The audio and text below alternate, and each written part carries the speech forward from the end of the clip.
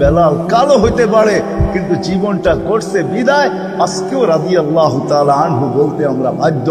আজকেও বক্তারা বেলালি আজানের নকল করে আপনাদেরকে কাদাইতে পারে, বেলালি আজান শোনায় আপনাদেরকে কাদায় দেয়, আপনাদেরকে ওয়াহ ওয়াহ নেয়, কিন্তু বেলালের আজান তো বেলালের আজানই। ইনশাআল্লাহ একদিন শুনবো বেলাল রাদিয়াল্লাহু তাআলার আজান, আমরাও শুনবো। কিয়ামতের মাঠে আল্লাহ ওনার কাছে আমল নামা চাবেন না, বলে বরং আল্লাহ অনুরোধ করবেন, আযদিন লানা আল-ইয়াওমা ইয়া বেলাল, আজকে একটা আজান শোনায় দে।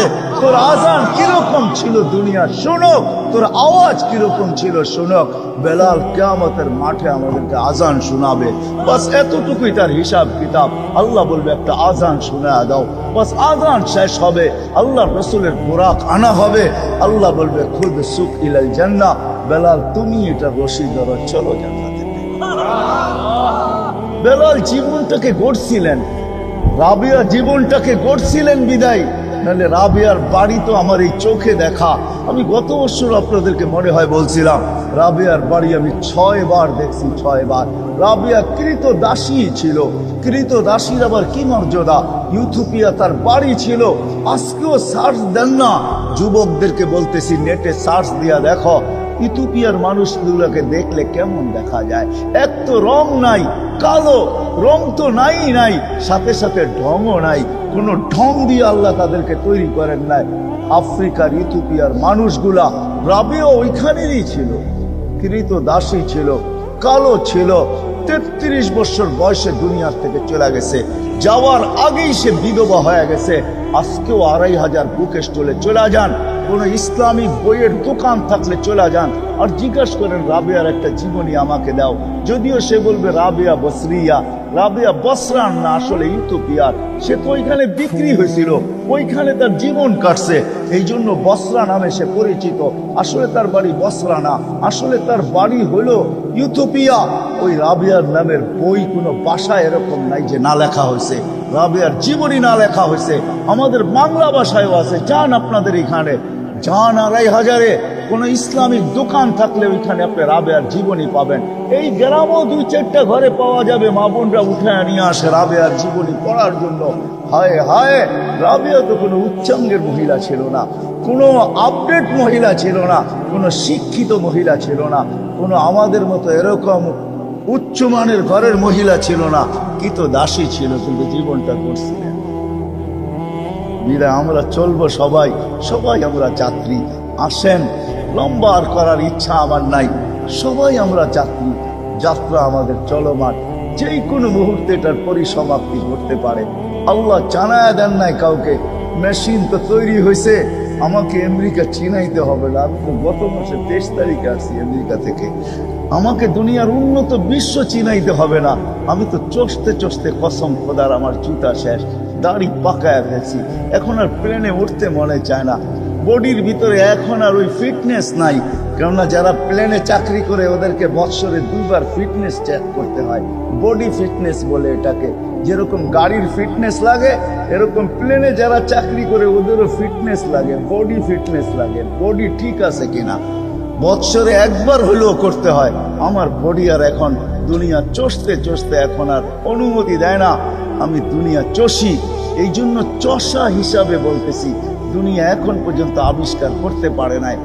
হ্যাঁ, আগে তো থার্মোমিটার ছিল, মুখে ঢালতে হইতো বা বগলের নিচে দিতে হইতো, তাইলে জ্বর দেখা যেত। এখন আর ওইটার দরকার হয় না, প্রত্যেক এয়ারপোর্টে লাগানো আছে, হাইফাই মার্কেটে লাগানো আছে, করোনার কারণে বহু জায়গায় লাগানো আছে, এমনকি আমেরিকার অধিকাংশ মসজিদে লাগানো আছে।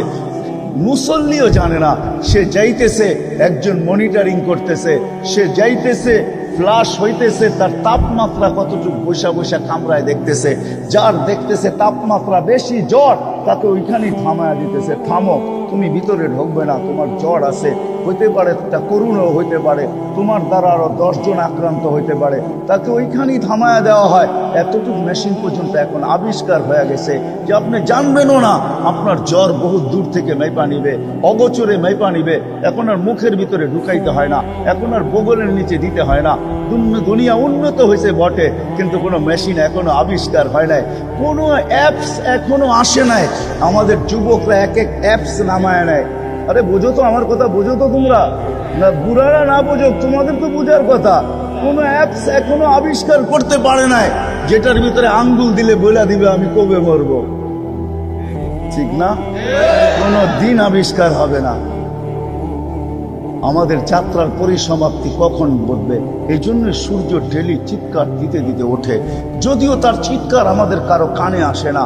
খোদার কসম সে চিৎকার দেয়, আনা ইয়াউমুন জাদীদ, আমি নতুন দিন, আলা আমালিকা শাহিদ, আমার আলোতে তুই যা করবি যুবক সব আমার কাছে রাখা আছে, সবগুলা সাক্ষী আমি নিজে দিব। তুই ভাবতেছিস মেমোরি কার্ড তোর কাছেই আছে, না না না, আল্লাহ আমার রশির ভিতরে মেমোরি কার্ড ঢুকায়া দিছে, আমার কাছেও মেমোরি আছে। আমার আলোতে যে করবে ওটা আমি সাক্ষী বহন করব। ফাগতানিম, সুবর্ণ সুযোগ মনে করলেন, আউতি হায়াতিকা আবাদা, আর কোনোদিন আমি তোর জীবনে উঠতে নাও পারি। প্রস্তুতির জন্য আল্লাহ ডেলি আমাদেরকে ডাকতে থাকে।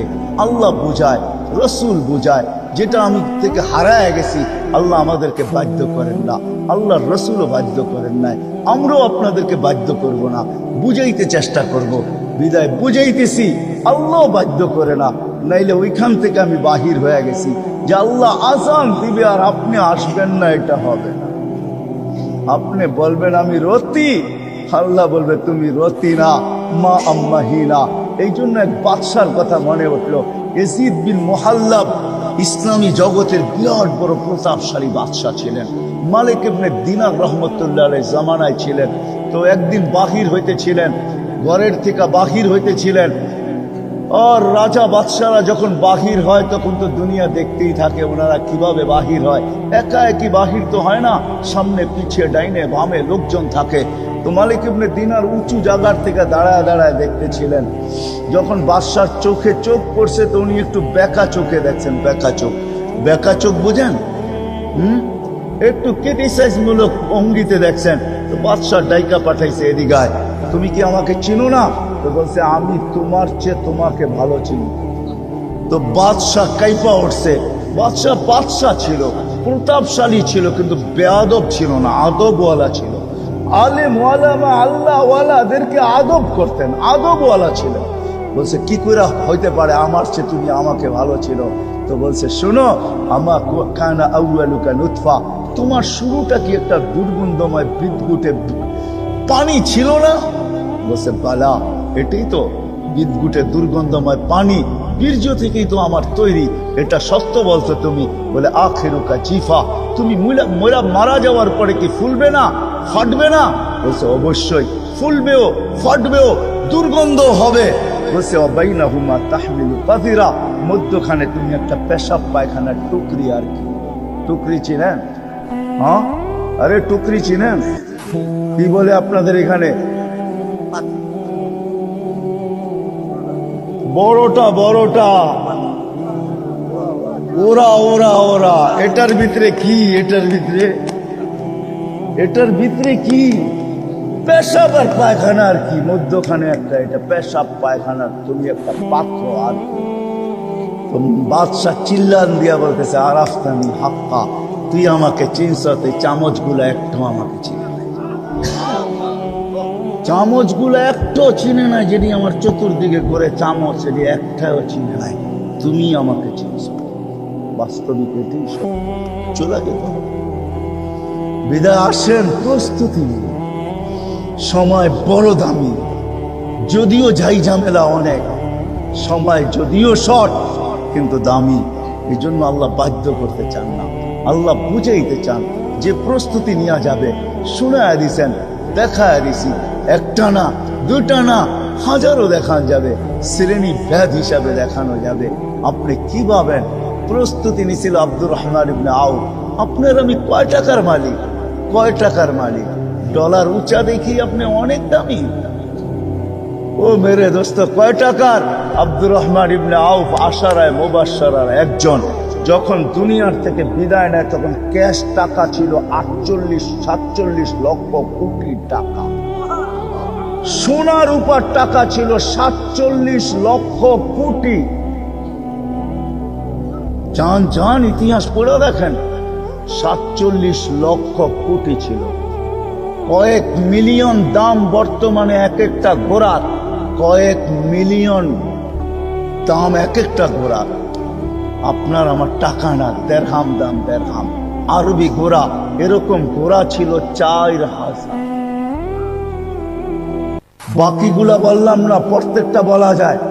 উনিও প্রস্তুতি নিছেন তো দুনিয়াতে থাকতে আশারায় মুবাশশারার একজন, টপ 10-এর ভিতরে একজন। উনি টপ 10, 10 জনের ভিতরে একজন আব্দুর রহমান ইবনে আউফ রাদিয়াল্লাহু তাআলা, যার মৃত্যু সময় সম্পদের ওর চেয়ে বেশি সম্পদ।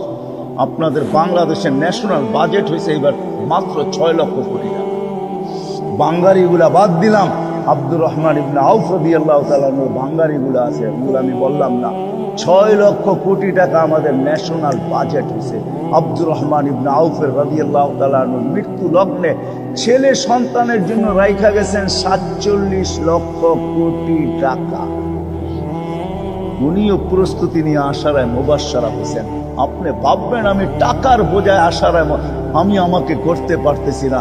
আমাদের কাছে তো কিছু হইলেই আমরা বলি মরার সময় নাই, আমি সময় দিব তো কোত্থেকে দিব না। হ্যাঁ, না না, আসেন পায়ে পড়ি, আপনাদের চলে যেতে হবে, চলে যেতে হবে। বিদায় প্রস্তুতি নিয়ে যেতে হবে। নারীকে, পুরুষকে, যুবককে, বৃদ্ধকে যে প্রস্তুতি নিয়ে যাবে সে আল্লাহর কাছে, আল্লাহর কাছে, আল্লাহর কাছে মূল্যায়িত হবে। কেমন মূল্যায়িত? আল্লাহ তাকে সালাম দিবে। সালাম কওলাম মির রাব্বির রহিম। আল্লাহর সালাম সৃষ্টির সালামের মতো হবে না। আল্লাহ তো ওই কার্ড গলায় পরায়া দিবে। কিছু কার্ড আছে, কিছু ক্ষেত্র আছে, কিছু জায়গা আছে, ওটা গলায় ঝুলায়া যাইতে হয়। ওই গলায় ঝুলায়া গেলেই মূল্য পায়, গলায় না ঝুলায়া গেলে মূল্য পায় না। আল্লাহ ওই সালামের কার্ড গলায় পরায়া দিবে, যেইখানে যাবেন ওইখানেই সালাম পাইতে থাকবেন, দিতে থাকবে। সালামের মালা আল্লাহ পরায়া দিবে। ওই প্রস্তুতি নেওয়ার জন্য, সহজভাবে প্রস্তুতি নেওয়ার জন্য, যাতে সহজে নিতে পারি, এটার জন্য আল্লাহ মুহাম্মদুর রাসূলুল্লাহ সাল্লাল্লাহু আলাইহি ওয়াসাল্লামকে প্রেরণ করছেন। আল্লাহর রাসূল ক্ষেত্র বিশেষ, শ্রেণী বিশেষ, স্থান বিশেষ, জায়গা বিশেষ, প্রত্যেক ব্যক্তি বিশেষ, প্রত্যেক ব্যক্তিকে প্রস্তুতির রাস্তা দেখাইছেন।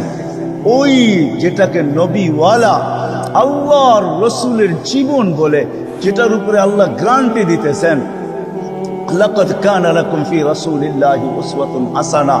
ওই আদর্শ দিছেন, ওই ক্যারিয়ার দিছেন, ওই জীবন দিছেন, ওই লাইফ স্টাইল দিছেন। আজকে তো দুনিয়া বলে লাইফ স্টাইল চেঞ্জ করো, উন্নত করো, তাইলে তুমি সুখী হবে। আমাকে দেখাইতে হবে না। রাগ হয় না, রাগ হয় না। আমার এখানে হাজারো কান্নাও লুকানো আছে, হাজারো হাসিও লুকানো আছে। এই বছরও আমি কানতে কানতে কোনো এক পর্বে আমেরিকাতে কানতে আমি বাধ্য হয়েছি। আমার চোখে পানি আসছে, পানি আসছে। আমার এখানে কান্নাও আছে, হাসিও আছে। আমাকে কোনো জিনিস দিয়ে বুঝাইতে চেষ্টা করেন না। আমি তো চোখে দেখতে দেখতে দেখতে দেখতে দেখতে দেখতে আমার চোখের আলো কইমা আসতেছে। এই জন্য বুঝাইতে চাইতেছি আপনাদেরকে, মেরে দোস্ত, মেরে দোস্ত, এটাই সত্য। লাইফ স্টাইল চেঞ্জ করলেই, উন্নতি হলেই আমরা সুখী হব এমন না। আল্লাহর মুহাম্মদুর রাসূলুল্লাহ সাল্লাল্লাহু আলাইহি ওয়াসাল্লাম এক লাইফ নিয়ে আসছেন, এক জিন্দেগি নিয়ে আসছেন, এক আদর্শ নিয়ে আসছেন, এক তরিকা নিয়ে আসছেন, এক জীবন নিয়ে আসছেন, এক জীবন গড়ার পদ্ধতি নিয়ে আসছেন। এটা যে গ্রহণ করবে সে দুনিয়া তো সুখী হবে, আখিরাত তো সুখী হবে। এটা বয়ান দিয়ে বোঝানো যাবে না। এটা তো শিখতে হবে, শিখতে হবে। এটা শিখতে হবে। যুবককেও শিখতে হবে, বৃদ্ধকেও শিখতে হবে, নারীকেও শিখতে হবে, পুরুষকেও শিখতে হবে। যে শিখবে তার জীবন সুখের হবে, তার প্রস্তুতি কমপ্লিট হবে। মৌত আসবে, প্রস্তুতি কমপ্লিট হয়ে যাবে, এইখান থেকে যাবে তো ফেরেশতারা কার্ড অফ অনার দিতে দিতে নিবে, সঙ্গ দিতে দিতে নিবে। কোরআন বলতেছে নাহনু আউলিয়াউকুম ফিল হায়াতিদ দুনিয়া ওয়াল আখিরাহ। কোরআন বলে আমি তোমাদেরকে সঙ্গ দিতে দিতে, ফেরেশতারা বলে আমরা সঙ্গ দিতে দিতে তোমাকে নিব, জান্নাতের গেট পর্যন্ত তোমাদেরকে পৌঁছাবো, জান্নাতের দরজা পর্যন্ত তোমাদেরকে পৌঁছায় দিব, জান্নাতের ফেরেশতাদের হাতে উঠায় দিব। ওরা আবার তোমাকে রিসিভ করবে, তো গার্ড অফ অনার দিয়ে রিসিভ করবে। ওরাও বলবে সালামুন তিবতুম ফাদখুলুহা খালিদিন। বড় সুন্দর জীবন বানায় আসছো। এই জন্য মেরে দোস্ত কথা শেষ, শিখেন আল্লাহ রসুলের জিন্দিগি শিখেন। বাংলাদেশের জন্য সহজ এটা, দুনিয়ার আদার কোনো দেশের জন্য এত সহজ না। মক্কা, মদিনা, বাইতুল মুকাদ্দাস ভিন্ন কথা, এই তিন ক্ষেত্র ছাড়া দুনিয়ার কোনো জায়গায় এতটুকু সহজ নাই, এতটুকু সহজ না, এতটুকু আসান না।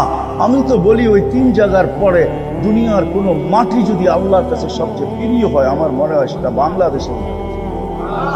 আমার কাছে প্রমাণ আছে, আমি আপনাকে প্রমাণ দিতে পারবো বাংলাদেশের মাটি মনে হয় সবচেয়ে বেশি প্রিয়, বাংলাদেশের মানুষ মনে হয় আল্লাহর কাছে সবচেয়ে বেশি প্রিয়। নাইলে আল্লাহ রসুল এই উক্তি কেন করবেন যে বাংলাদেশের মানুষ সরল সহজ, বাংলাদেশের মানুষ সাদা সিধা? তাইলে বাংলাদেশের এই অবস্থা কেন হবে? কোনো গ্রাম নাই যেখানে মাদ্রাসা না আছে, কোনো গ্রাম নাই যেখানে মক্তব না আছে, কোনো গ্রাম নাই যেখানে হজ্জখানা না আছে, কোনো গ্রাম নাই যেখানে দুই চারটা মসজিদ না আছে, কোনো গ্রাম নাই যেখানে দুই চার পাঁচজন হক্কানি আলেম না আছে। বাংলাদেশের কোনো ক্ষেত্র নাই যেখানে ওলামায়ে কেরাম হক্কানি আলেম না আছে। কদমে কদমে পাওয়া যায়, দুনিয়া তো শত শত মাইল ঘুরলে একজন পাওয়া যায় না।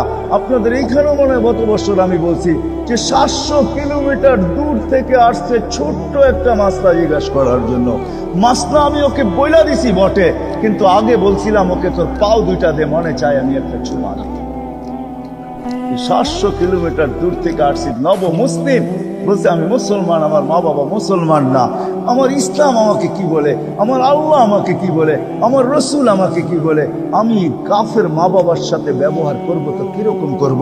আজকে তো এখানে মুসলমান সন্তানও জানে না মা বাবার সাথে কিরকম ব্যবহার করবে, না জানে না, কোনো ওলামাকে জিজ্ঞাসা করে। রাগ হয়ে গেলেন? দাড়ি পাইকা গেছে সে পর্যন্ত কোনোদিন জিজ্ঞাসা করে নাই। মা বাবা দুনিয়ার থেকে চলে গেছে, এখনো কেউ জিজ্ঞাসা করে না যে মা বাবা চলে গেল আমি তার ঋণ শোধ করবো তো করবো কি করে। আল্লাহ রসুল তরিকা দিয়া গেছেন, বিদ্যা দিয়া গেছেন, শিক্ষা দিয়া গেছেন। মা বাবার ঋণ শোধ করতে পারো নাই, দুনিয়ায় থাকতে তুমি মূল্যায়ন করো নাই, কদর করো নাই, দাম দাও নাই, দুনিয়ার থেকে চলে গেছে। এখন তোমার দিলে বড় ব্যথা হয়, হয় মা বাবা চলে গেছে, আমি আর মূল্যায়ন করবো তো করবো কি করে, দাম দিব তো দিব কি করে, ঋণ শোধ করবো তো করবো কি করে। কসম খোদার, আল্লাহ রসুল শিখায় গেছে এই কাজ কর, মা বাবার ঋণ শোধ হয়ে যায়। জিজ্ঞাসা করেন, আল্লাহ রসুল বইলা দিয়া গেছেন। আমরা তো কোনোদিন জিজ্ঞাসাও করি নাই, শিখিও নাই, না এখন না তখন, নব মুসলিম। আর এখানে কদমে কদমে ওলামা পাওয়া যায়। বিদায় আসেন, আজকে ওয়াদা করি, অঙ্গীকার করি, আমরা ওলামাদের কাছে থেকে নবীর জিন্দিগি শিখবো। আর নবীর জিন্দিগি অনুযায়ী একটা সুন্নত যদি আমার জিন্দিগিতে প্রতিফলিত হইল, আর এটা যদি গ্রহণযোগ্যতা পাইল আল্লাহর কাছে, কসম খোদার জীবন গড়া হয়ে যাবে।